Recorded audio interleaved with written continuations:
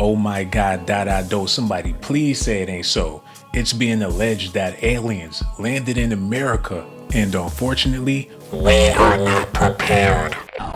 It was the streak seen across the sky, now seen around the world. This, as our 8 News Now investigators confirm Metro actually set up cameras at this home where a family called 911 claiming to see aliens in their backyard. And tonight, a fierce debate is underway about the legitimacy of an alleged UFO crash. Good evening, I'm Janice Valdez. And I'm Brian Loftus. Our 8 News Now investigators reporting about terrified members of a local family who told police they had aliens in their backyard.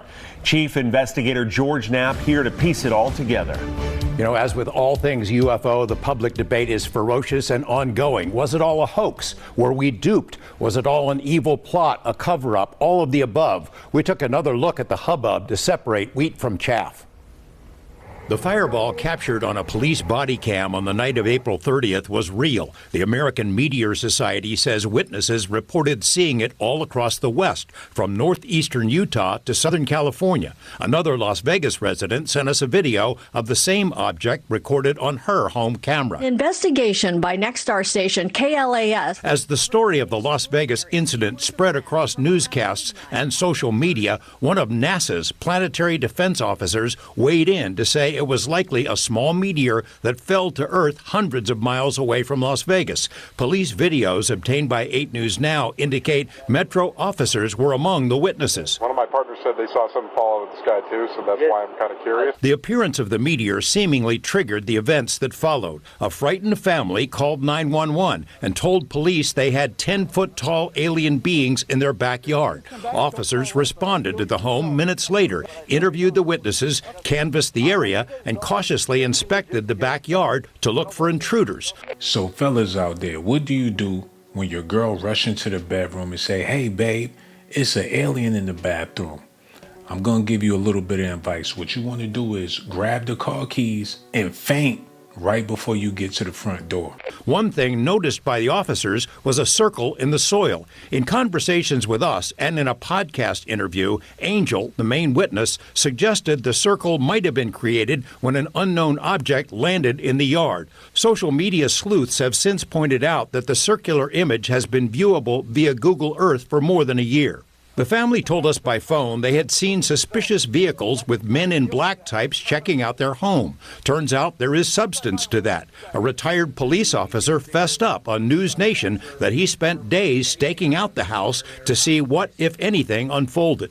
What about those reports that Metro installed a special surveillance camera atop the house, presumably to watch for intruders, human or otherwise, or overzealous media? Turns out that's true as well. Metro confirmed as much in a statement to 8 News Now's David Charnes. The system stayed on the roof for days. What about the Ring camera video with the weird noise? The main witness, Angel, intimated to us the video was recorded by one of his neighbors, and the audio was from the April 30th UFO crash. It wasn't.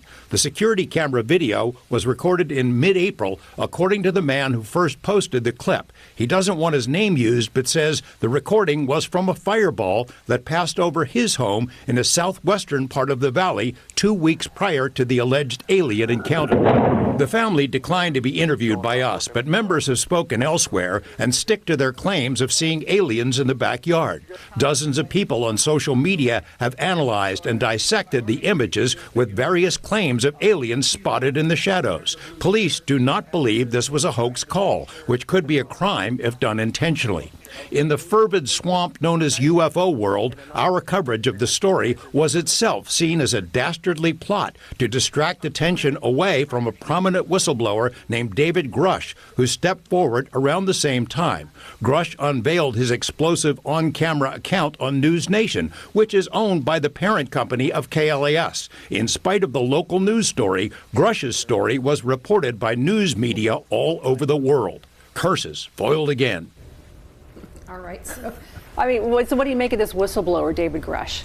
He first reached out to me about a year ago. We've been in contact ever since. He's the real deal. I mean, he had a distinguished career in the Air Force. Then he went to work for a three-letter agency you probably haven't heard of, the NGA, which basically tracks everything in space, in the air, in the ocean, under the ocean, on land. They keep track of everything. He has the highest security clearances in our government, and in that capacity, he interacted with something like 2,000 SAP, Special Access Programs, and he learned along the way that we're reverse engineering crash flying saucers, and he's been telling that to Congress under oath behind closed doors. There's UFO sightings all across America. The Pentagon recently released UFO videos, so they're basically confirming that we are not alone. So that means all of the people that made allegations about seeing aliens back in the day possibly was telling the truth.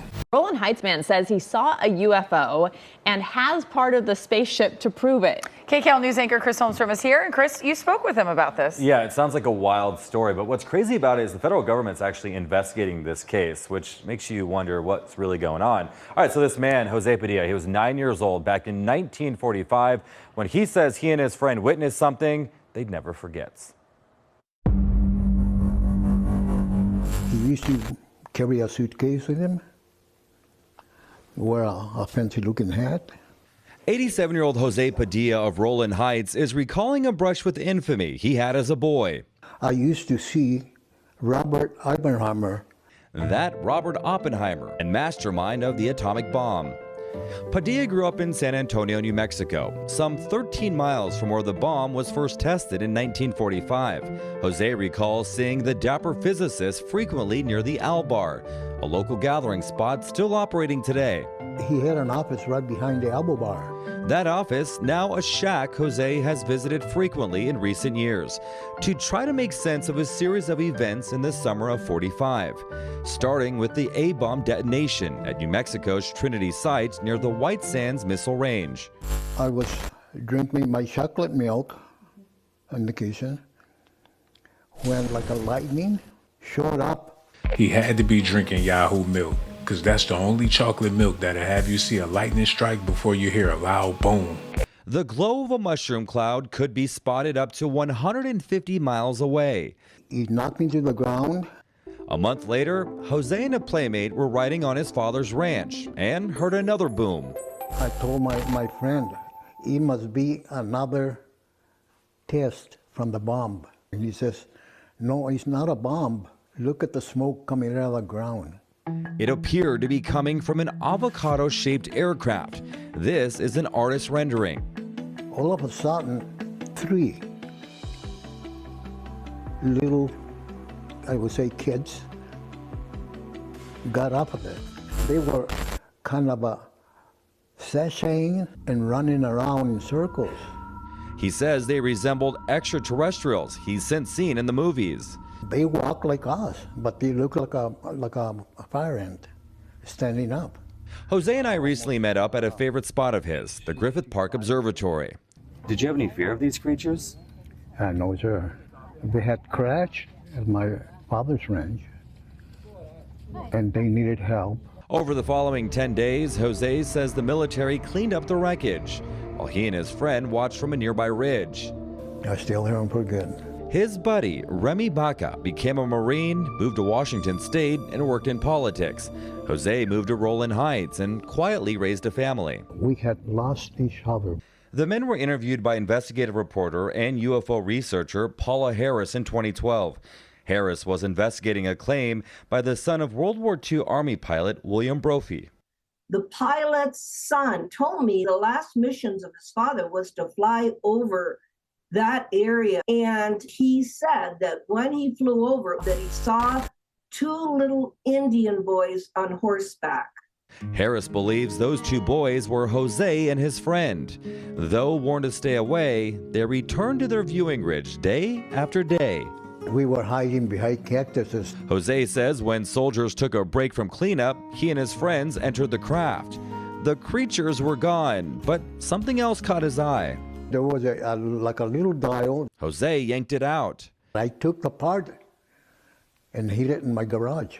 Chemical testing in 2015 by Frontier Analysis, based out of Ohio, revealed that the artifact was composed of aluminum mixed with silicon and copper. Now, that's a common metal mix found in engine parts. But the report went on to say that even though the isotopic ratios are terrestrial, an extraterrestrial source for the metals is not ruled out. It's safe to say that aliens are suburban. Maybe they're bougie. You never hear about aliens in the ghetto. According to this report, 1 million extraterrestrials from another star system could already be hiding in our solar system. No one knows what it is. What do you say to people who might think that you're crazy and the story is not true? Well, I've had a lot of people say that. It's actually very common to be called crazy. Jeffrey Kripal is a professor of religion at Houston's Rice University and founder of the campus's Archives of the Impossible. Kripal calls Jose an experiencer. An experiencer is someone to whom something remarkable or extraordinary has happened. It's usually used in a UFO context. Stories like Jose's are far from isolated. There are tens of thousands of these stories. And they go back to biblical times. Ezekiel chapter 1 and the strange animals and the wheels within wheels. And as someone who studies religion, I'm extremely interested. There is a phenomenon. It's very real. It's very powerful. And there seems to be a pattern. Jose's encounter happened 1 month after an atomic blast. There is a very strong connection. While Kripal is moved by stories like Jose's, he acknowledges the lack of physical evidence. Not only was testing on Jose's artifact inconclusive, there are no photos of actual encounters. That doesn't mean they didn't happen. It just means they're not a proper object of scientific inquiry. Paula Harris disagrees. Her book, Trinity, details what she calls compelling evidence, including the exact location. It was a circular spot where nothing would grow. Her co-investigator on the book is Dr. Jacques Vallée. He's a French astronomer who became famous after Steven Spielberg based a character on him in Close Encounters of the Third Kind. In the movies and in the stories of experiences, Professor Kripal says there's often a connection to nuclear weapons or environmental collapse. His theory about these encounters: I think we are the aliens. I think we're warning ourselves about these issues through this phenomenon. The most significant impact of Jose's story, a new start date for the federally funded UFO research. Under the 2023 National Defense Authorization Act, Congress pushed back the date on investigating UFO sightings from 1947 to 1945. That's all Jose has ever wanted. Since I was a young kid, I wanted to learn and know what had happened. As he reflects on his childhood memory, Jose remains steadfast on this. The creatures, he says, were real to him, and the craft they rode in on, that object, it is not from this world. Let me know in the comments section how y'all feel about these possible alien visitors. Are you scared? Would you know how to conduct yourself if you came across a real life alien? Would you try to dance with the alien? Would you offer some hot Takis? How would you react if you came across a real life alien? This is something you need to think about, because the hell with AI. They're claiming that aliens are here. Let me know how y'all feel about this in the comment section, man. One more thing, hit that like button, subscribe to the channel, and for you beautiful ladies out there, risk my life to give you documentations, girl. I risk my life to give you documentations, girl.